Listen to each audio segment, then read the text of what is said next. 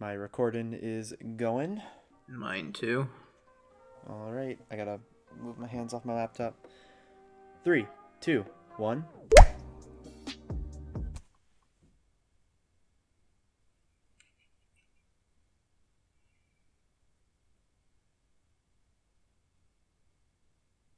Good episode. Shit, can we do that again? Are you kidding me? I didn't know how to respond. Do you I'm not still know recording. how the beginning goes? I'm still recording. No, I didn't know how to respond because you just went whoop. We've done this over 40 times. Jake, you can't. Are you still recording? Yeah. Are you? Hi everyone, welcome to the Pixel Venture Podcast. I'm Corey. I'm apparently new to this podcast. I didn't know how to respond with the whoop. Like, I know you did it before, and I made a quick comment or something, but I was like, wait, I can't think of anything funny.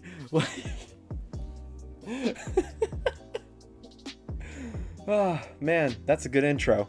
Have fun figuring out what to do with that, empty air. Yeah. Ah. I've figured worse things out. Yeah. What to do when we don't have an episode. Jake. Yeah. Look, I'm sorry. I understand that most of this comes on to me having, the worst schedule. Yeah. And, frankly, we didn't know if we were recording this tonight. We were aiming for tomorrow morning. Yeah. And so, the fact that we're even up and doing this right now is astounding. But, yeah, for anyone who didn't see last week, earlier this week, right? Yeah. We posted... Well, I'm not really going to describe the video, because we could actually throw maybe an annotation, up for a little bit, here, or... Well, I don't think they're called annotations anymore, are they? We'll put something somewhere that will link to my Twitter where it was originally put up, and then Corey's like, dude, we should put it up on the YouTubes. Well, not enough people follow the Twitter. Yeah. So first two links in the description are going to be of the video, as well as a link to Jake's Twitter, which will be sort of the main hub for a lot of the side project type stuff we're going to be doing with this channel. But yeah, that's a little teaser, a little taste of kind of the tone and what we're hoping to do with sort of the side story that we've been developing, or at least attempting to. And when this comes out, keep your eye out tomorrow. It's gonna be a doozy. Mm-hmm. Yeah. I'm excited to actually have all of this fleshed out, have ideas and stuff, because the video itself, the one that we posted, there isn't a whole lot to it, but there's enough where it's you can get a kind of a rough idea of the tone that we're going for. And we still haven't thought of anything yet. Everything Jake, you're not supposed to admit that. Everything has purely been my brainchild. My inbred brainchild. Inbred brainchild. I don't like that. I don't like that visual. I mean, Jake, can we put up a visual real quick for? I mean, to be fair, I hear that brainchild? a lot. I hear that a lot for everything I've put up so far. Just in general, I don't like that. Wait, people calling you inbred or something? No, not that fucking detail. What? Do you remember what Tim said in the server that we're in? Yeah, we could actually put a screenshot up of it. Yeah, put a screenshot of what Timmy Tim said, who hasn't been on the podcast yet. Yeah, even though he's expressed wanting to be. So, Tim, this is a call-out post. But yeah, if you ever want to be on the podcast, step the fuck up. He literally messaged in this Discord server that we're in, just what did I just watch? Yeah. And then it was just because we do have a character of Ryan that is introduced wow, spoilers, man. Well, fucking it's part of the joke where you're just like, don't worry, Ryan's fine, and Ryan replied with like really sporadic capitalization. It was like, I'm okay. It's not sporadic. Well, it's like, whatever. Have you read it? Have I read what he's done? Yeah, have you read like the caps? The caps. Yeah. Yes. So it's not random. He did one of those things where like if you read the letters they're capitalized, it's like a secret message where he's not actually okay. Kind of like those weird like edgy things where it's like where it's just like she's broken, he's okay or whatever. One of those like hipster. Yeah, and then like, oh, do you remember when those things like came back as like memes and people would just put like pictures of like a cat crying or something to it, where it was just like realize, and people are just like, what? That's so deep. And it's just like when like you basically just I'm 13 and this is deep. Yeah, like God, and this is going to go on a complete tangent, which actually I want to finish the thought that we had about like what we're doing before I go on this tangent. Okay. But yeah, basically, we're trying things out, figuring it out as we go. There will be an actual like outline and story that we'll have fully like planned out. It's just right now it's a bit of a wild west of ideas, and so we're trying out different things, seeing what sticks. Yeah. So hopefully you'll tag along for that. Yeah. But as far as like that little tangent that I wanted to go on, were you ever part of like that group or the phase in middle school where it was just a lot of people writing poetry and they all thought that they were the most like deep thinking, just like eye-opening experiences or writers ever, and just like you read it now and it's just like teardrops on the window pane, the rain blows cold, or something like that? No. Damn, really? Well, here's the thing. Like, in middle school, I was shit at writing. I was like legitimately shit at writing, and like I tried to read one of like the creative writing papers I had to do in middle school, and I don't think I got beyond like the first page before deleting everything else. Damn. Yeah, because it was like actually bad. I feel bad for like the teachers that had to read and grade that. Honestly, it's weird to hear that coming from someone who ever since I could, I would just write like all the time, and I wouldn't really go back and like do too much as far as like, I guess, correct it. Like I had the mentality of what I make is fine. I don't need to like mess with it too much. And like now, especially after like going through, high school, I'm definitely a lot more like caring when it comes to what I put in my writing. Mm-hmm. Like everything has a purpose rather than in middle school where everything was just sporadic. I actually have a book of, so I don't know if you did this in middle school, but there was one class that I had where we had to make books of poetry, like combinations of poetry that we like and poetry that we've written. And I still have mine, and if people would be interested for one episode, I could grab it and maybe read one of them. It's cringy, obviously, because middle school, 8th grade specifically, that's when like, hormones, emotions, etc. Like basically it's a whirlwind and everybody thinks they know what they're doing, but they don't. I mean, again, that's just the human condition. But if people would want me to, I could read my cringy ass poetry.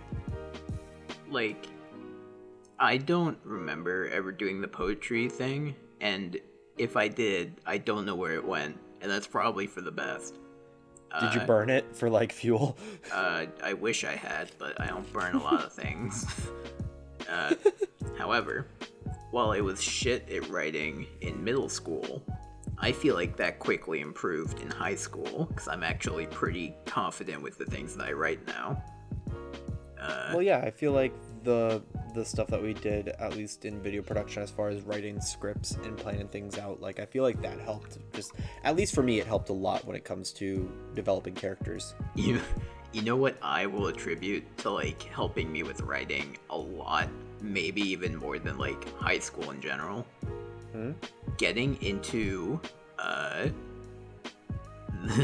getting into the World of Warcraft roleplay community has shown me just how fucking strict people can be with writing. Like, I swear. What? Yeah. Explain. I'm a little confused. So there's this thing in WoW called roleplay, where it's basically D&D, but you do it in a game. And so I feel like there's a lot of communities, right? For, like, different games there's a ton. that do it? There's a ton, as I found. But WoW was the one that I had like the the most access to as a Blizzard fanboy. But yeah, like imagine it's literally D&D, except you are typing everything out. And when you're doing it in a WoW chat log, you are severely limited with how you can write, because there is no like autocorrect or grammar check like in the game, like on its own. You don't see it in paragraphs, you see it one line at a time. Good luck going back in a paragraph to see if you like said something wrong or already said something. So you'll see plenty of newcomers writing things like, you know, his eyes sparkle in his eyes because they didn't know they wrote it because they'd gone by already. And then that's not even talking about the criticism from all the people you're playing with after you've posted something.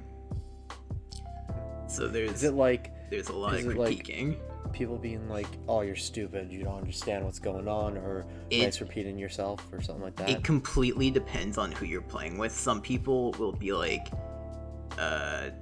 really like toxic about it. Other people will be like, you know, like directly like DMing you through like whispers, being like, "Hey, like, you know, maybe you should try writing this instead," or like giving you tips and stuff. It depends on like who you're playing with, but naturally you just kind of like learn how to talk.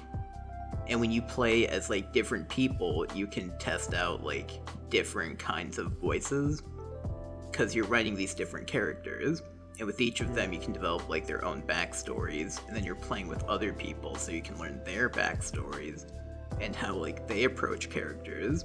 And I honestly think years of that taught me more than like all of the English classes in like high school combined.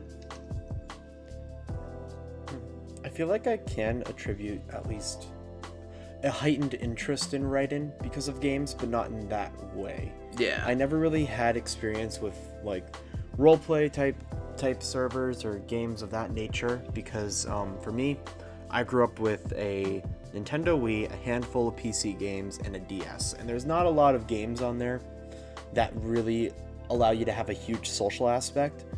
The only games really were like the strictly like multiplayer online modes in like Mario Kart and Kid Icarus Uprising, where there isn't any kind of like, you know, text chat. There isn't anything like that.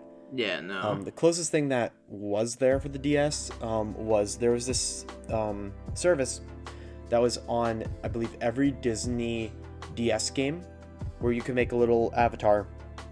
There'd be chat rooms for each of the different games. I believe that service is debunked now, but that was something that was there. But also, by the time that I got into it, the service was pretty much dead. Like, there was nobody online, there was nothing going on, which maybe that was just the way that it was and never picked up, but that's just my experience. But what got me to want to write and get good at writing and wanting to get better with developing characters and developing worlds and things like that was actually a game that I just mentioned, Kid Icarus Uprising. Mm-hmm. The interactions between the characters in that game are some of the most entertaining like dialogue pieces I've ever heard.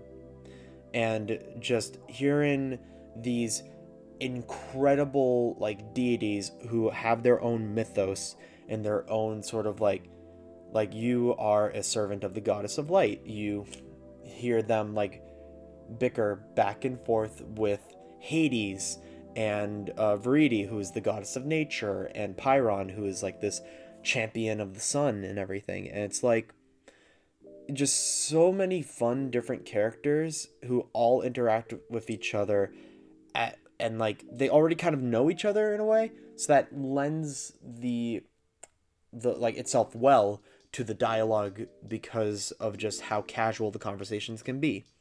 Like there is this sequence where there's you're flying in to this like new battle, and it's this brand new type of enemy who is this alien invader, and half of the opening dialogue are all the gods bickering with each other about how it's definitely not their army because they would look cooler.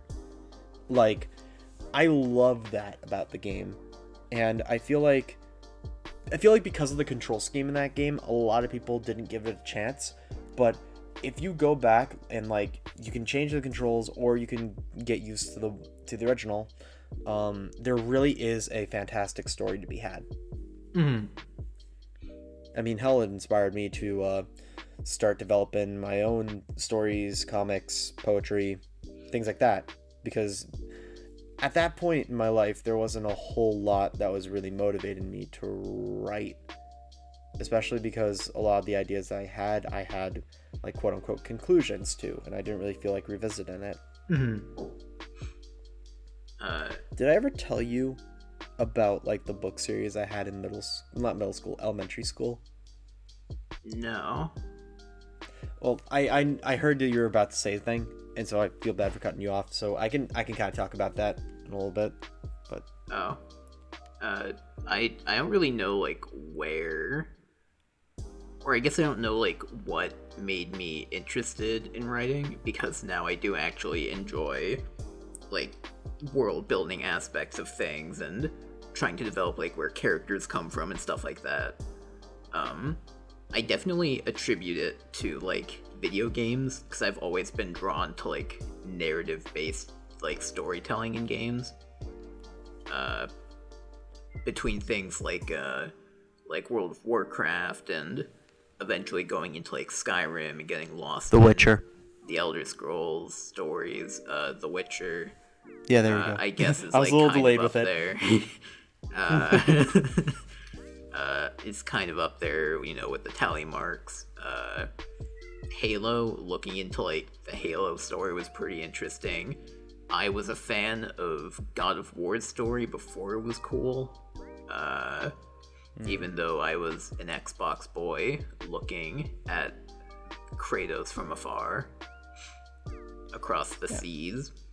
I feel like it's still good though that like even though you had like, you know, completely separate console, you have that appreciation for like good storytelling, and that I had like the appreciation for the story of the game that was used among like, you know, GTA is like games being nothing but like, you know, violence simulators. Yeah. Well, yes, I mean God of War is a violent game, like those hack and slash ones, and I mean I guess the newest one too, to an extent, not as much. It is certainly in my like opinion. very violent and bloody, and it had like a lot of like nudity in the first couple of games until they added a kid that follows you around everywhere, and then they're The like sex quick time events. I will never forget Yeah.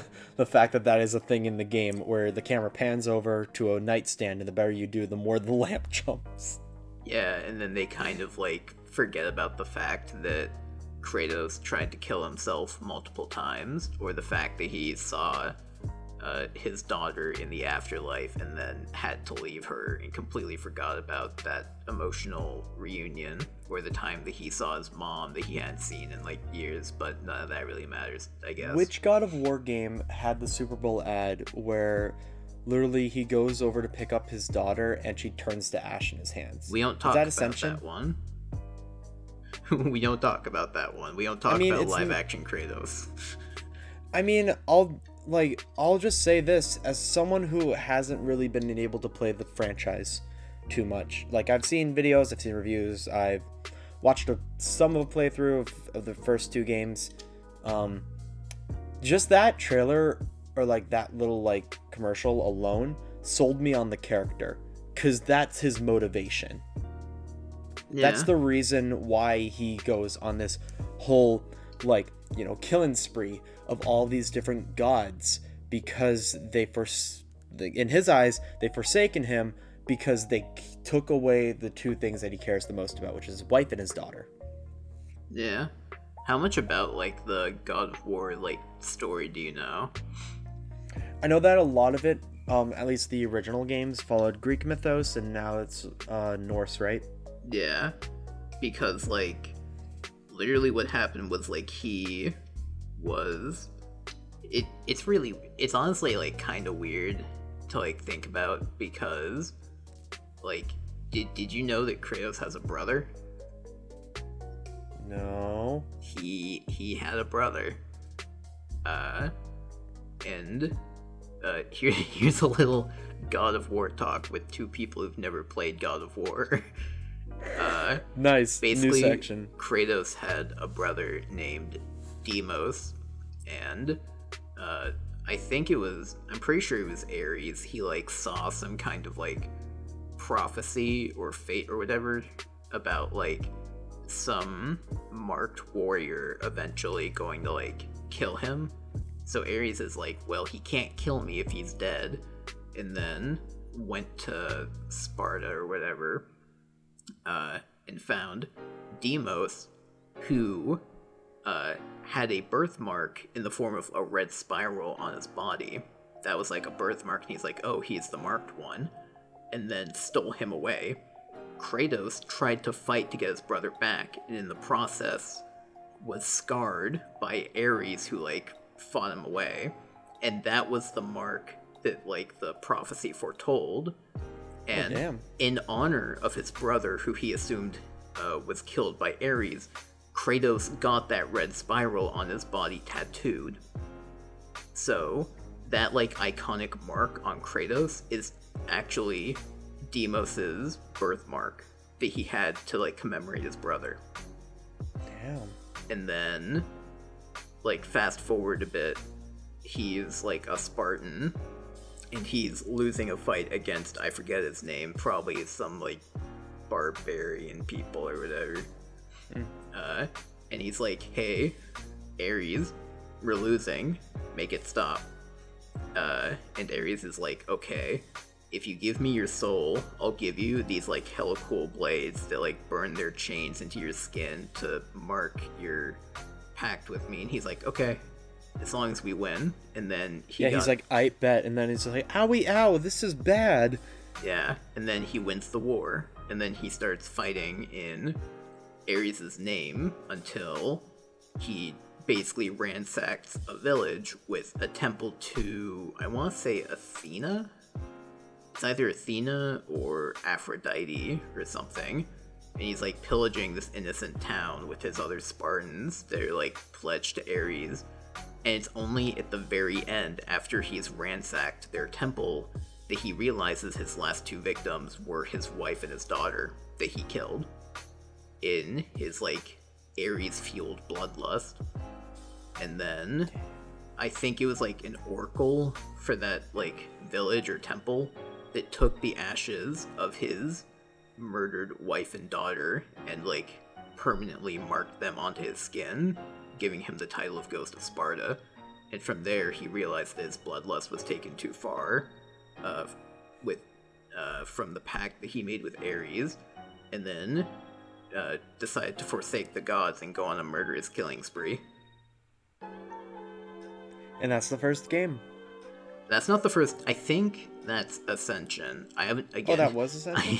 I haven't played the games, but I think the order is Ascension and then 1, 2, 3. I think, maybe. Yeah, I mean, I feel like Ascension might have been like I think prequel. I think that was like an origin story. I think. But hey, speaking of games, there's actually one game recently that I am definitely late to the party on. because I know it's one of the most popular games on Switch. There's been bundles of the console with it. There's been a lot of people just like playing it, streaming it, ever since it's been released. And even though this is a re-release of the game from an older console, it's actually selling way better. And you finally played The Witcher 3. Congratulations, Corey. I have not. Congratulations on The Witcher 3. Jake, I have not. To get the medal off of me, I didn't win shit. Okay? It's Mario Kart. Mario Kart 8 Deluxe. I had the Wii U version, and I played it like crazy. And then eventually, it was just like, everyone that I had played the Wii U version with all got Switches when it launched, and they got the Mario Kart game the moment that it came out, and stopped playing the Wii U one, so I was all alone with it. And so for a very long time, I didn't have a Switch, and so I was just like a little sad that I lost my group that I played Mario Kart a lot with. But then recently, I finally decided to pick it up. And one thing that's nice about this version is if you didn't buy the DLC from the previous one, this comes pre-installed. Like, you don't gotta make any more payments. You get immediately all of the DLC characters, the DLC tracks, the different carts, different wheels, different gliders, all of that. There's some new things too as far as items go, and they changed the way that things are unlocked a little bit. And for whatever reason, I am hell-bent on 100% in this game. Which is going to be a trial, to say the least. Yeah. Because I've had the game for about, I want to say, close to a month. I got it at the tail end of December. But I have just finished getting 3-star rating, which is you get first in every single race for like each of the Grand Prix. I got 3 stars on 50cc, 100cc, and 150cc. It wasn't until after I completed them in that order that I realized if I did the entire thing just from the 150cc, the trophy would count for the previous difficulties. Mm-hmm. So I went through all of that for nothing. But now I have to do the mirror courses and the 200cc circuit in order to fully star out everything. And then from that point on, it's just a grind for the time trials and to get 10,000 coins throughout the entire game, which I am only at 1,500, I believe. So I'll be at this game for a while. I don't know.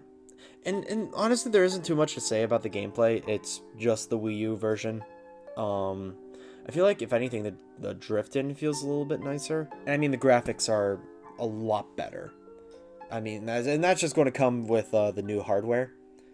But yeah, it's solid. It's solid. I can see why it's selling as well as it is. I don't really know how much experience you have with Mario Kart franchise, Jake, but I definitely can see why this one is as popular as it is. I still will always and forever will say that Mario Kart DS is my favorite, just purely because it had a mission mode that was so much fun and boss fights that were just a lot of fun. Those helped me through a lot of car rides when I was like little.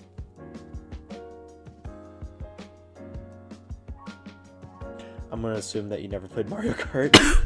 I had it for like the Wii. The Wii one was good. They had some good stages, like Maple Tree Way. All I remember from it is the steering wheels, and that's literally it. Well, I mean, yeah, because it came bundled with the steering wheel, and I remember I used it for 2 races, and I was like, this is awful. Can I play with the nunchuck? Dude, I remember having, like, the wheel. I remember having, like, the Wii Sports bundle so that you can make, like, a bat or a tennis racket or, like... What's the point of that? Why not? Because did you just... I never had that, and I still waggled the controller, and it played fine. Yeah. But, like, you can make it feel like you're playing tennis or baseball. Oh, dude, can we talk about Wii games for a bit?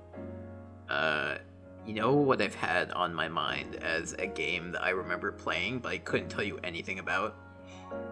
There was like a Transformers game for the Wii, and all I remember is being like Bumblebee or some shit and just wrecking the town. Was it the third-person shooter? Yeah. Oh my goodness, I know what you're talking about. I forget the name. I remember I played it like crazy with my cousins, though. Yeah.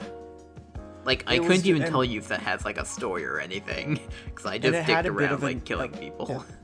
It had a bit of an edgy look to it, like definitely inspired by the Michael Bay. Yeah, like it definitely wasn't like cartoonish or anything. Yeah, because if it was cartoonish, I would say that it's like there's a few games that come to mind, but they're more recent consoles. Yeah. But I remember that was so much fun.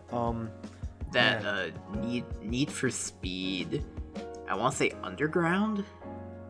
I think Underground was on the Wii. I'm not too sure. I got into Need for Speed late in the game, so I never got to play the Wii ones. I'm gonna look this up with my microphone right over my keyboard. Yeah. As far as like racing games on the Wii go, though, I mean, obviously I had Mario Kart. I had Dave Morera's BMX Bike Challenge, which, I mean, if anyone knows who Dave Morera is in 2020, congratulations, you're, +1. But he was a BMX bike, just like racer, did like crazy tricks and everything, and so they made like obviously a game that's very reminiscent of Tony Hawk's Downhill Jam, which was a Tony Hawk game that wasn't exactly the best in the franchise, but I played it like crazy when I was younger, so I loved this game. And for the longest time, I couldn't beat the first 2 races in the campaign mode of that game. And then recently I got bored and I was like, you know what? I'm going to play this game. And I went through the whole campaign. I unlocked everything. I made a custom character and everything. And it's so much fun. The only thing that holds it back, and I know that this is something that's like prevalent for almost all Wii games, the motion controls. Since it was like close to launch with that title, it just didn't know what it was doing. I mean, I think it was close to launch. I'm gonna look this up. You know what? I think it was Need for Speed Carbon that I really got into. That the cover art for that one looks a lot more familiar. I think I had Need for Speed Undercover. I think that was mobile. Need for Speed Undercover mobile. Oh, this is not how I remember it on mobile. Actually, no, this is exactly how I remember it on mobile. Oh my goodness. Okay, God. What year was this game? It doesn't say. Why won't it say? At least I can buy it for $20. Damn. Okay, I can't find it, but that makes me sad. Anyways, other Wii games that were great. Mario Galaxy games were fun. Those were the last time. Oh, yep, those were good. Yeah, Mario Galaxy 1 was the last time that I had fun with a 3D platformer. It's not a Wii game, but I think there should be a special mention for Super Mario Strikers. Strikers? They had a Wii version, right? Did they? Charged. Yeah, Mario Strikers Charged, right? I only remember it on GameCube. I had it on GameCube. I have to actually remember. Yeah, Mario Strikers Charged for the Wii. Huh. It's a Nintendo Select, too. Yeah, I remember playing that one a lot. That one was cool. Also, Mario Sports Mix, where you could play like basketball and volleyball and everything. That was fun. Oh, you know what I did have? I had Mario and Sonic at the Olympic Games. Those games are still fun. Like, even the ones that they've been releasing now have been so much fun. Yeah. Because it's a simple minigame collection. Like, I remember when I saw that, like, as a kid for the Wii, I'm like, oh, Mario and Sonic! It's like my fan fiction. That was the whole draw. Yeah. Where it's like, oh, I can play as Tails and go swimming against Princess Peach, and it's just like, it's like wild to you. And then they had, like, for the new Tokyo Olympics games, they have the mini games that are based off of like the retro Nintendo Olympics, or like the sports Yeah. games that they had, where it uses like the old school like sprite art, Mm-hmm. and I loved that. The other few like Wii games that I remember, did you ever play the Blob? The Blob. The Blob. No, I did not. It was so much fun. It was just okay. So this was like a 3D sort of world Roman type game that was split into levels, and the entire world was like is devoid of color. There's these little like color police guys that are just like, oh, you can't, things can't be colorful, and you play as like just this blob of colorful goo, and you just throw yourself at different buildings and different objects to color them while avoiding the police. It was fun. It was definitely weird and could only exist on the Wii with the way the controls were. That's the same way that I feel about, so I might get flack for this because a lot of people say the PlayStation versions of this game are like definitively better. The only way, in my opinion, to properly play Okami is to play on the Wii. Because of the way that the one of your main methods of attack, if you haven't played that game, you play as a wolf who is a god who is based on, like, the whole game is off of Japanese lore, and you have this weapon called the Celestial Brush, and whenever you use it, a piece of paper or like parchment comes up on the screen, and you can draw different symbols or do different things in order to cause like the environment around you to change. Like you can do a loop-de-loop and make wind blow, or you can do a straight line to cut something in half. And the motions for that on the Wii feel way better than playing on the PlayStation version, or hell, the Switch version if you just use the sticks. Like, use the motion controls for that. It actually is fairly accurate. You know what I don't think gets enough attention as a good Wii game? Everyone talks about Wii Sports, but no one else talks about the other minigame collection that came with the Wii. Like I honestly don't remember what it's called. It was like Wii Play. Yeah, Wii Play. Yeah, because it came with a Wiimote. That was the whole thing, where it was just like, oh, you need another Wiimote for the console. Here's one with a minigame collection to show you how to use it. Yeah. Like, dude, the charge minigame with the cow. Oh yeah, with the cows. I remember the one with the tanks. The tanks game is still so much fun. Yeah. The fact that Nintendo hasn't made like an eShop title of just that, it baffles me. Like, I feel like I never hear anyone talking about that game. If anything, people will like make memes about Wii Sports, but Wii Play gets like no attention. Oh, I have a video for you that I will send to you after we finish recording, where it's this guy who literally goes through and beats the entirety of tanks. Oh my god. Like, he gets to the quote-unquote level limit, because at one point, the levels start to get randomly generated with different tanks, different layouts, things like that. And it's super intriguing, because just the way that the game played, like, you could probably put up like a little video or some GIF or something to show the gameplay. It's super simple. You put down landmines, you shoot the bullets can bounce. You got enemy tanks that act in different ways. The rocket tanks always scared me when that level came up for the first time, where you only have that little tiny bit of cover. Like, that was wild to me. But I remember the fishing minigame on that too. Whenever the giant rainbow fish would come out, like, it was always a race to see who could get that first. Yeah. The air hockey minigame sucked, but aside from that, all the other games were pretty fun. Oh, you know what else I had for the Wii? Cooking Mama. Okay, a lot of people give the Cooking Mama franchise just like, you know, just a slight glance, and then they move on. The Mama series of games are some of the most fun I've ever had with like motion controls. Yeah. Do you remember, I forget what it was called, but it was like Baby Mama, Babysitting Mama, where it came literally with a giant stuffed animal baby? I do not remember that.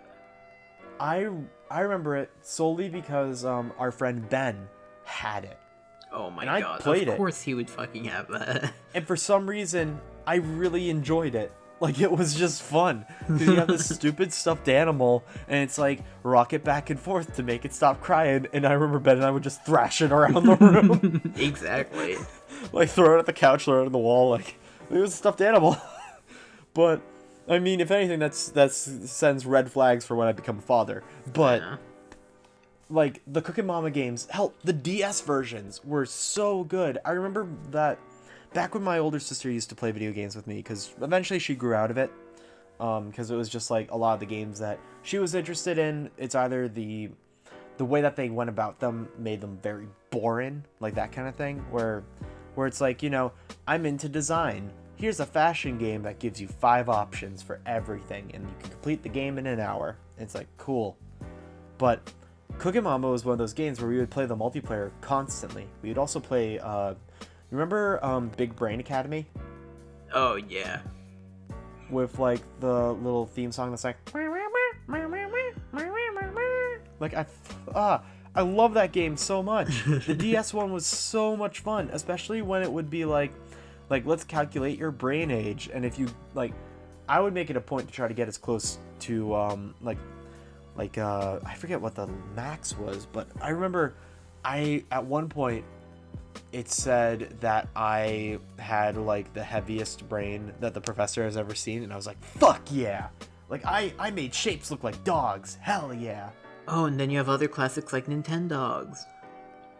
Dude, Nintendogs though. I still have a copy of Nintendogs, and I'm very tempted to play it again. You come back and they're all dead. I mean, I don't know. Does that happen? I know that they run away if you don't take care of them for a while. That's what your parents always say.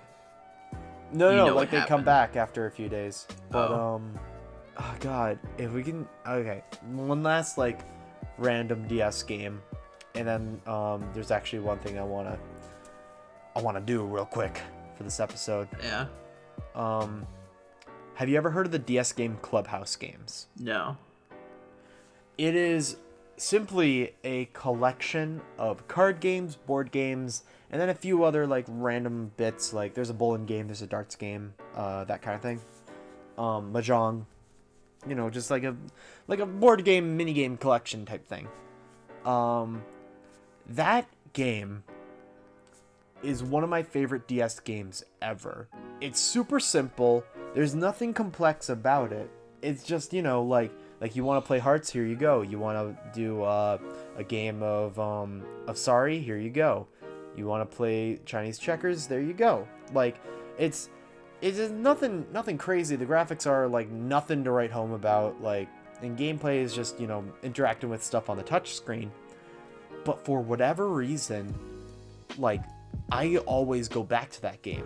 Hell, when I lost my copy of it, I was heartbroken. And then I saw that they had, at least with 3DS, you can go on the eShop and buy like it'll give you like 5 of the games for like $4 or $5, which is not a bad deal at all. I'm still looking for the original cartridge.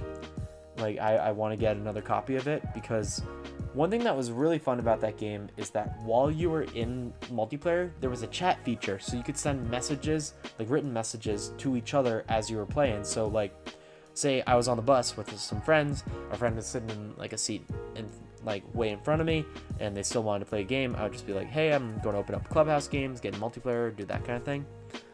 You'd still be able to communicate. Also, there was a actually very robust system for unlocking achievements, different skins for the games, different variants, and then there were these challenge modes where it was like pick up all the spares using one bowling ball. So it would have like 5 different sets where you had to knock all the pins down using only one shot. If you got all of those done, maybe you'd get like an icon picture of a gorilla. And like, there were tiny rewards, but they just made you feel like so incredibly good. I don't know. This is a game that I definitely want to pick up again to play with some friends, just to show them like just how much that game meant to me. But yeah. Hey, Jake. Hello. I feel like this episode's going a little bit slow. But we didn't even talk about Hot Pot. Lightning round! Okay. We can talk about it after, because actually, this has to do with the place that we went to. So, Okay. it's been a hot minute since we had a lightning round, and Jake did the last one to me, so I'm doing one to him. And the topic for this iteration of lightning round is Boston. Oh boy. So, are you ready with the music? No. Did I not send you the music to you? I don't actually know if you did. I didn't know we had Shit. music. I'll make sure I send it. I'll put it in the folder before we get this going. But anyways, are you ready? No. 3, 2, 1. Music. Clam chowder, yay or nay? Yay. Best place for coffee. Me. Okay. Is Tom Brady the GOAT? No. That's right, he's a football player. Best place for pictures in the city. Boston. Nice. Worst restaurant on Newbury Street. I win. No. There's no bad ones. Next. Okay, then best. Oh fuck. Lightning round. On Newbury Street? Lightning round. Near Newbury Street. Lightning round. Fuck then. Shake Shack. When it's open. How's the weather? Cold. Where is my lobster tail? It's at Modern Pastry. Go visit Modern Pastry on Hanover Street in Boston. It's in the north end. You can't miss it. It's got a giant sign. Lightning round! Don't go to Mike's. It's a fucking sham. So, yeah, related to the subject, I One final made the note. pilgrimage. One final note. Mike's isn't bad, but Mike's is for tourists, where Modern is for people who know where to get their food. I like, or it's like, Mike's isn't bad. Mike's is just not right. It's not This is wrong. not correct. It's just not right. Which Well, I don't feel anyways. bad for saying, because honestly, I see more people walking away with boxes from Mike's than I do from Modern, so it's not like I'm running them out of business. Yeah. Well, anyways, so I almost said earlier this week. Last week, Ethan, Faith, and I made the pilgrimage down to Boston to go and get dinner with you for a special event that is upcoming. Yeah. Keep your eyes out. Genlock Day. Keep your eyes out for tomorrow. Keep your eyes out for tomorrow, where it really hits the fan. Yeah. But yeah, anyways, so we went down and we went and got food at a place called The Q. And for anyone who hasn't been there before, this is primarily a hot pot restaurant. I feel like you can better explain what it is, since that was my first time going, and I can actually send you the picture that I took of at least the table. Alright, so it's mostly a hot pot place. Explain what the fuck a hot pot is. Oh, so you get sat at a table, and on the table, like built into it, is what is that, like a? Isn't that called like a convection stove top? I believe so. Yeah, because Yeah. it doesn't like burn when you touch it. Yeah, and then when you order hot pot, you order either 1 or 2 different kinds of broths, and then from there you order a bunch of food that you want to go into the broth, and then they bring it out to you, usually raw. There are some things like eggs they'll bring to you like pre-cooked a little bit, but for the most part everything's raw, and then you cook it yourself in the broth, like while you're at the table. Yeah, and one thing that's nice actually about it is that since it does come out raw, like, I mean, there's like, it's a double-edged sword, because one, you get to cook it to like the level that you would want it, and then the other like part of that though is the fact that like it's very easy to eat undercooked meat if you don't do it right. Hey, Corey. I'm getting some like static on your end. That's what I've noticed too. I'm trying to fix it. I don't know what's happening. It's sounding like stuff I would add to it. We could add it as like an effect. We shouldn't Come on. do things unintentionally. Oh, technical difficulties. Put up the splash for technical difficulties. And if we don't have one, make one. Oh, I was just gonna cut this out. Hence We the could clap. keep it. I mean, like, we could, but this is, like, even lower than what we usually do. I know. Why is it still... Hold on. Okay. I'm coming back in. Let's just do another clap. Recording again. Alright. 3, 2, 1. We just had some technical difficulties for a hot second. Hopefully things are a little bit smoother now. But So we were talking about Hot Pot. yes, we were, and for whatever reason, it feels like a millennia ago.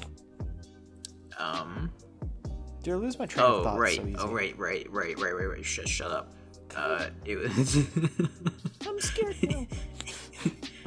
You said it was a double-edged sword because you can cook it how you like, but you could also make yourself really sick. Yes. And that's Hot Pot. Yeah. Well, it's because like I remember because we ordered chicken. Yeah. And I remember you were telling me, like, every time I cooked the chicken, I was nervous, so I kept on asking everybody else. I was like, is this enough? Is this enough? And I'm like, if you want to die, yeah. And then you'd put it back in until it's rubber. Well, I'm sorry. I didn't know. I thought the ham was really good. The ham might have been my favorite. Ham was surprisingly good. I liked the broth that we picked a lot. The two broths. I thought the broths were okay. I didn't have any of like the spicy one. We got the mala broth. Yeah. Mala and herbal. Yeah, and the herbal was fine. But like I don't know. I like a meaty broth.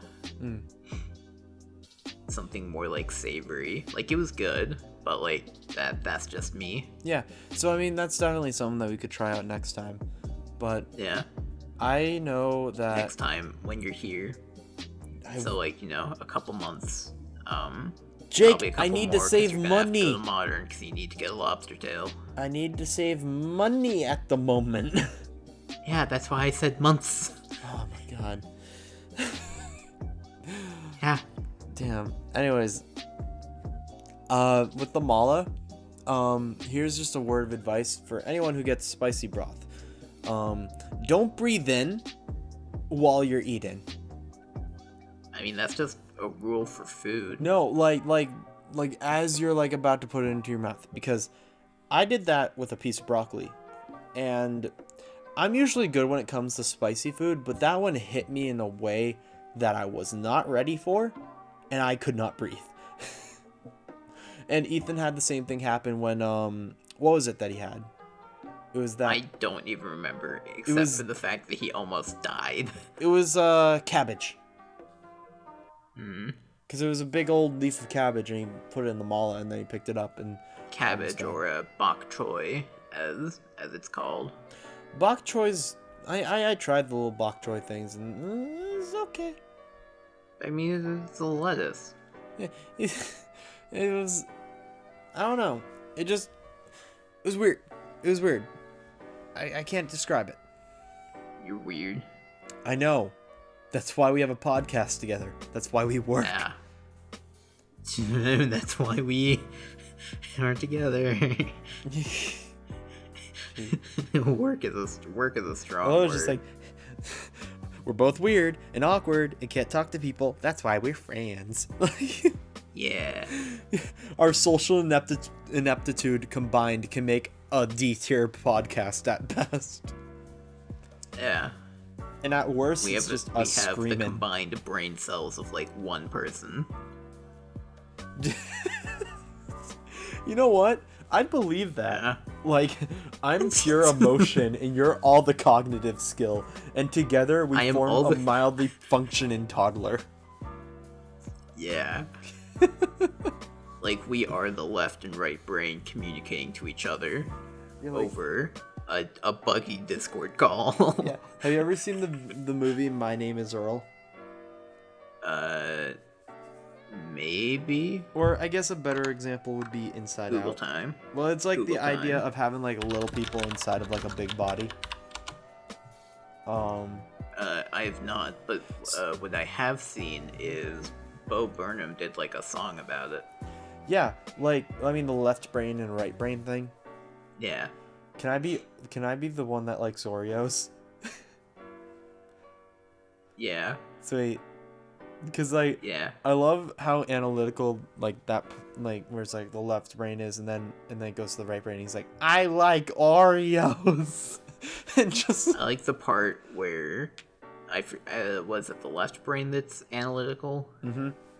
When the left brain like completely gets like all serious and completely roasts the right brain, and then the right brain's just like, Yeah, he just starts crying. it's just like, sorry, I didn't mean it. Yes, you did. I just like, you know what that's the equivalent of? What? Have you ever seen a video or just, I guess in general, where you just see like a baby or like a toddler, they're just running around having a good time, and then they bump into something, they fall on their butt, and then they just sit there for like a few seconds and they start crying? I see that is when like one kid is like having fun stealing a toy, and the other kid is the one that had the toy stolen, and then the kid who got the toy stolen is like having absolutely no fun, and then the other one's like, no, you can have it back, it's okay, I was just playing. It's like, no, it's not better. Yeah. Because I just imagine just like that situation where it's just like, you know, kids running around having a good time, just just like Yeah. like that little moment. Because that's the fucking thing though, is that like I feel like in a weird way kids are kind of invincible, like when they're little, like because I Oh remember yeah, they are. no, because I remember when I was little, I would like run in and bash my head against like random things, and you know, it's only messed me up for life. But aside from that, it would just be like, you know, I bonk my head, cry a little, and then I just get up and keep going around. Like in my mind, I'm just like, fuck this dude, I gotta get another Mott's for Tots. Like I don't got no time. I'm pretty sure it partially has to do with like how they're like still developing, so like their bones haven't like fully solidified, so they're kind of like rubbery. Oh, are And you? also, like, if you think about it, like, a kid is not going to run with the same amount of force as, like, an adult into a wall. Well, yeah. I also feel like it's just because like when you're younger, you're trying to learn like a pain tolerance, and so like when you like as an adult, when you stub your toe, it's like, ah, fuck, like that really hurts and everything, but then you get over it. But like when you're a little kid, that's like, you know, end all be all, put a bullet in my head, leave me to die kind of thing. Yeah. Because like, 'Cause that's, like, the worst thing they've ever felt. yeah, and like I And as adults, we're like, oh, we felt this before, except now it's irrevocably broken. well, what you're saying earlier about like softer bones, what? Yeah. Are you talking about like Yeah. the baby soft spot where it's like, you know, the head is like, the skull is not like fully together yet? No, not that, but, like, your bones are still, like, growing and developing, so they're not, like, firmly cemented like they are in adulthood. 'Cause in adulthood, Oh. they're, like, fully, like, formed and hard, but that makes them, like, brittle. Yeah. And this is coming from someone without a medical degree or remembers anything from science class. I feel like when it comes to making bones being brittle, that's like happens in older age, like older lifespan type things. Like if I Yeah, like, that's when they get, like, really, like, weak, but, like, even in, like, adulthood, like they're firm, like, they are Yeah. the way that they're going to be. yeah, well they're very like you know, firm, intense because it's supporting the weight of the body, and so like under all that pressure, if there's an outside force acting against it, it will crack. Yeah. And then meanwhile with a baby, like I don't know. I don't like the idea of just being like, oh, babies can't break bones, so let it fucking flop around. Like, that's. I mean, like, they can, but, like, they're more, like, malleable. God. You can mash them, boil them, stick them in the stew. I don't like this conversation anymore. Like, in my head, I'm Mash just them, like, boil them, stick them okay. in the hot pot. Okay, you take the chopsticks and you stick them in the baby hot spot, like, no, soft spot, so that you can just put. Hi, yes, I would like the beef and the veggie platter, and would anyone else be interested in the baby? You know, someday I'm Yeah. gonna be like at an adoption agency, wanting to get my own child, and the lady They're going to behind find the this desk, podcast. They're gonna find this the episode. lady behind the desk will be like, "Well, you talked about sticking a baby in stew. Are you still planning to do that?" And I'm like, "What do you mean?" And then she rips off her blazer and shows that she's wearing a Pixel Venture podcast branded T-shirt. And she's just like, I don't trust you.